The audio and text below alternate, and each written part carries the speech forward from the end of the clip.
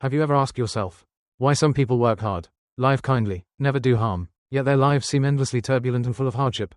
Or maybe it's you, waking up each morning with a nameless emptiness. Everything on the outside appears fine, job, family, health, but deep down, it feels like you're living a life that doesn't truly belong to you. As if you're carrying a fate that never felt fair in the first place. You are watching one Dharma teaching each day, a space where one simple insight can sow peace for a lifetime. Hit subscribe and turn on the bell so you won't miss a new teaching each day.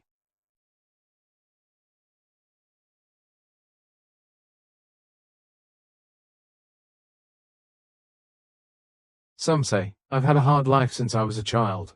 Others lament, maybe I created bad karma in a past life. But, is life really something pre-written?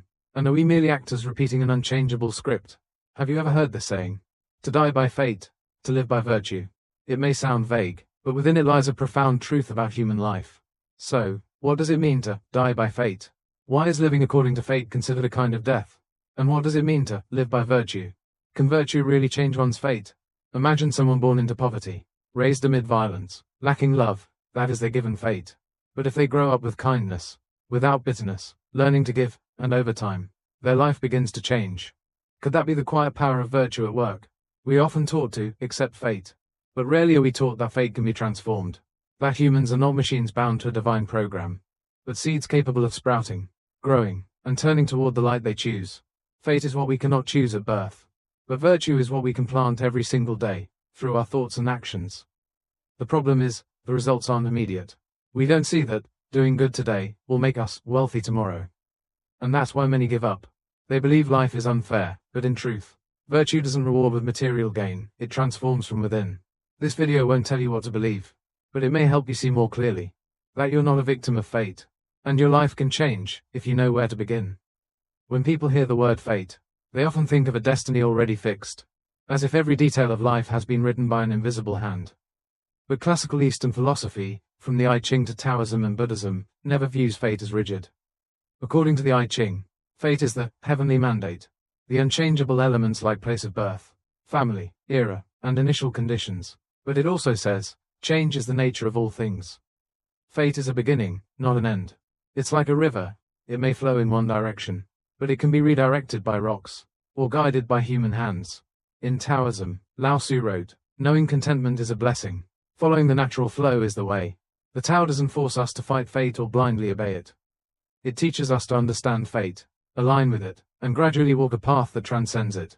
One who understands fate is not someone who passively accepts, but someone wise enough to observe, calm enough to adapt, and courageous enough to transform. Buddhism goes even deeper. The Buddha doesn't speak of fate as something predetermined, but rather as karma. Every action, word, and thought in our past shapes our present reality. And this means, if we change our actions, speech, and intentions, our future will also change. No one is fated to suffer. Some just haven't awakened to the power they hold to step beyond it. So from the three major pillars of Eastern thought, fate is not fixed, fate is what we are given, but life is how we use it. Some are born into favorable circumstances, what we call a good heavenly fate. But if they live recklessly, selfishly, that fate will fade. Conversely, someone may be born under a negative fate, marked by misfortune, loneliness, or poverty. But if that person cultivates their heart, does good, lives ethically, then, slowly, their life transforms. That's when virtue begins its work. A simple metaphor, think of a boat. Fate is like the wind, some sail with it, others against. But if you know how to steer, adjust the sail, read the currents, you can still reach your destination, maybe even farther than those with the wind at their back. The problem is, most people blame the wind instead of learning how to row. Many spend their whole lives obsessed with whether their fate is good or bad. They forget that fate is only the root, and life is the branches and leaves we nurture ourselves.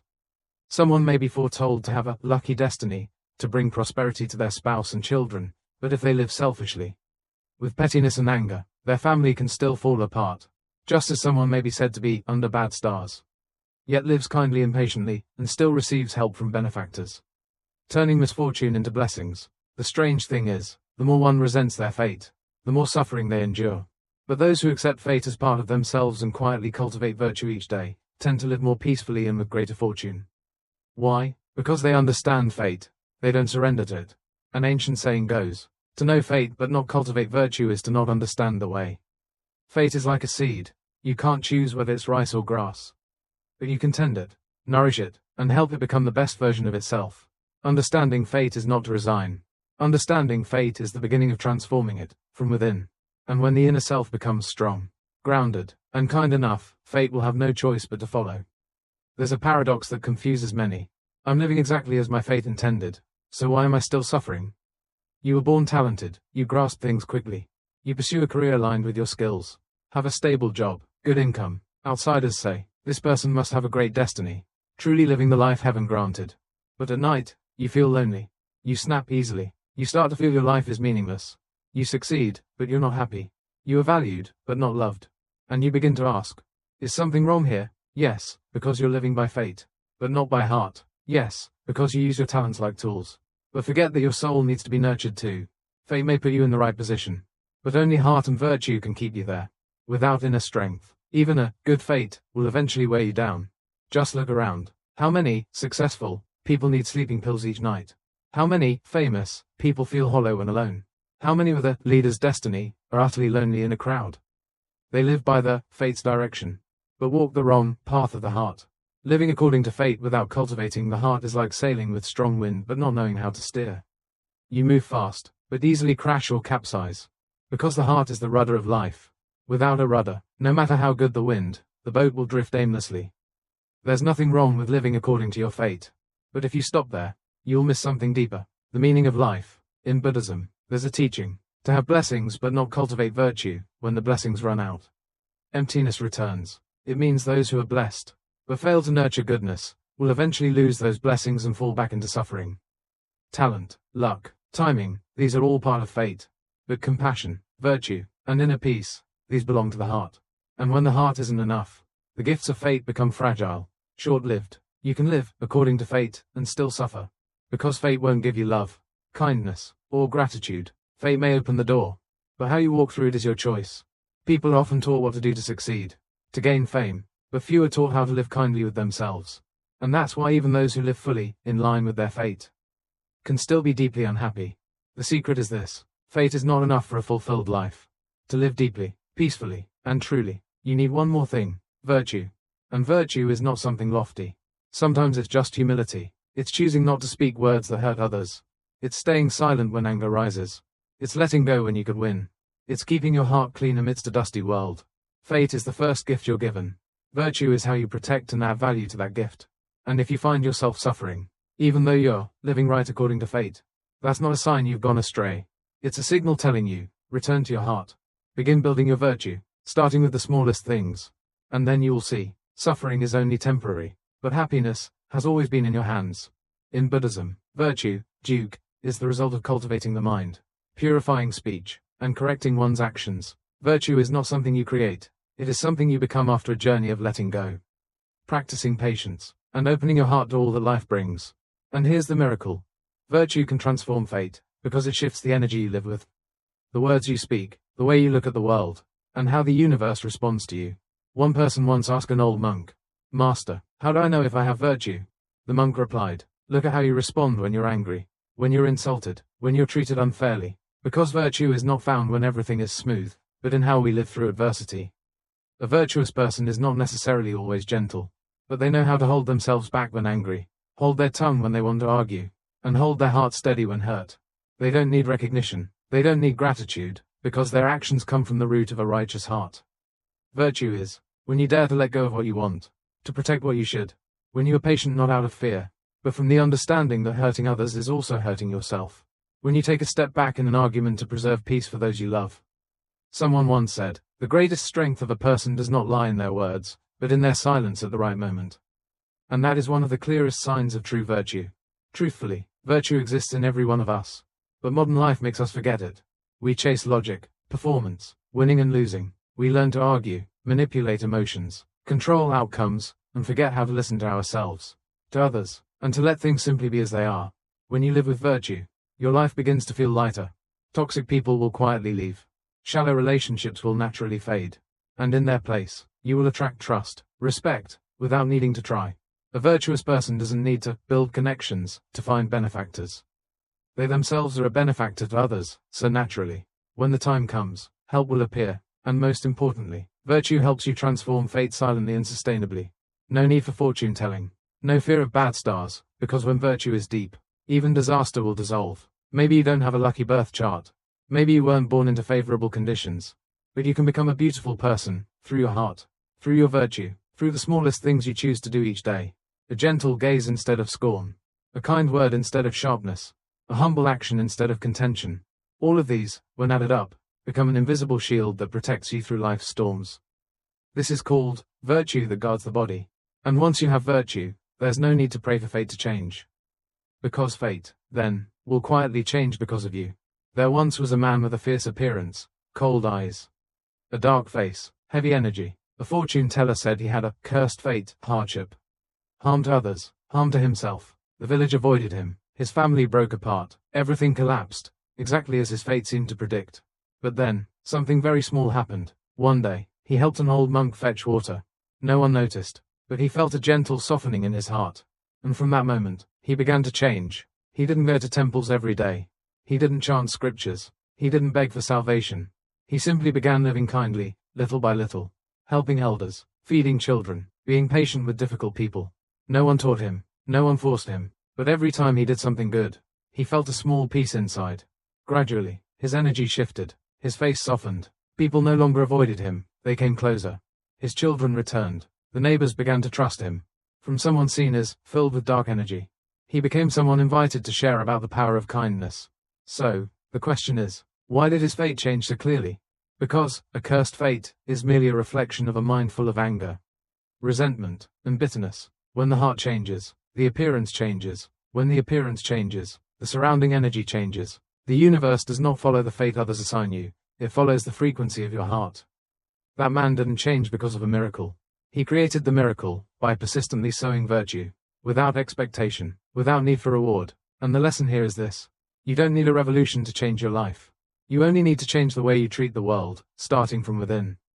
Every kind act is a brick that resets your foundation. Every moment of patience rewrites an old karma.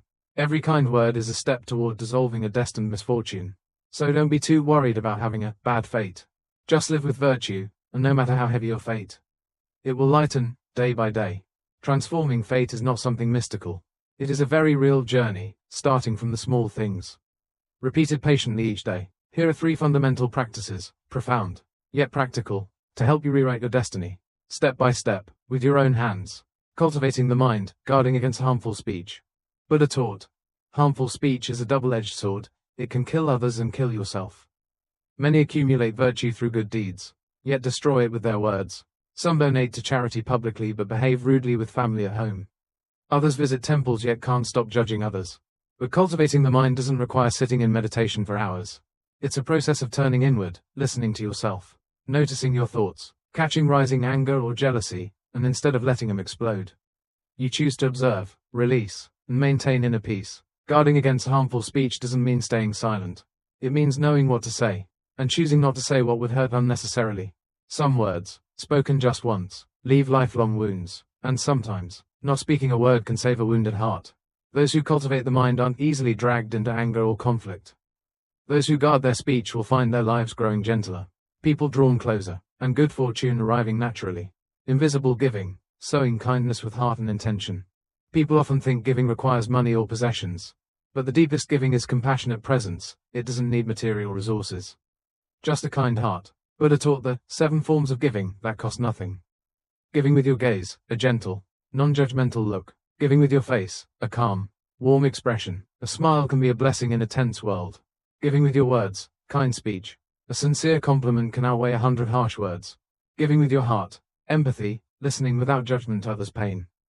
Giving with your body, small acts, helping an elderly person across the street. Offering your seat, carrying heavy items. Giving with your place, offering space or position, yielding when appropriate. Giving with your presence, being there, bringing calm and reassurance, though they seem small. These are powerful vibrations that sow good seeds invisibly. Someone who practices invisible giving plants kindness every day, no one may notice.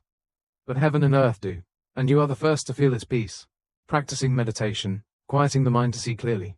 Meditation isn't a religion, it's a method, a space, an inward action. In our busy world, our minds are constantly stimulated by phones, social media, work, and relationships. Without knowing how to pause, we become victims of that chaos.